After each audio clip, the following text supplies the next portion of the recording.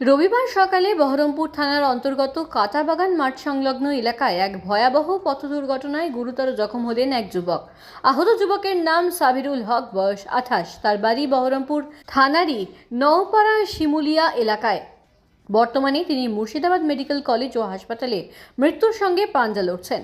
স্থানীয় পুলিশ সূত্রে জানা গিয়েছে, এদিন সকালে সাবিরুল হক নিজের বাইক নিয়ে বহরমপুরের দিকে যাচ্ছিলেন। কাঁটাবাগান এলাকায় একটি যানবাহনকে ওভারটেক করতে গিয়ে নিয়ন্ত্রণ হারিয়ে ফেলেন তিনি। সেই সময় উল্টো দিক থেকে আসা একটি লরি ও একটি ট্রাকের মাঝে পড়ে যায় তার বাইকটি। সংঘর্ষ এতটাই তীব্র ছিল যে সাবিরুল বাইক থেকে ছিটকে বেশ কিছুটা দূরে পড়ে যান। তার বাইকটি দুমড়ে মুচড়ে কার্যত দলা পাকিয়ে গিয়েছে। দুর্ঘটনার শব্দ শুনে স্থানীয় বাসিন্দারা দ্রুত ঘটনাস্থলে ছুটে আসেন। তারাই রক্তাক্ত অবস্থায় সাবিরুলকে উদ্ধার করে মুর্শিদাবাদ মেডিকেল কলেজ ও হাসপাতালে নিয়ে যান। হাসপাতাল সূত্রে খবর, যুবকের শরীরের একাধিক জায়গায় গুরুতর চোট রয়েছে এবং তার অবস্থা অত্যন্ত আশঙ্কাজনক। ঘটনার খবর পেয়ে দ্রুত এলাকায় পৌঁছায় বহরমপুর থানার পুলিশ।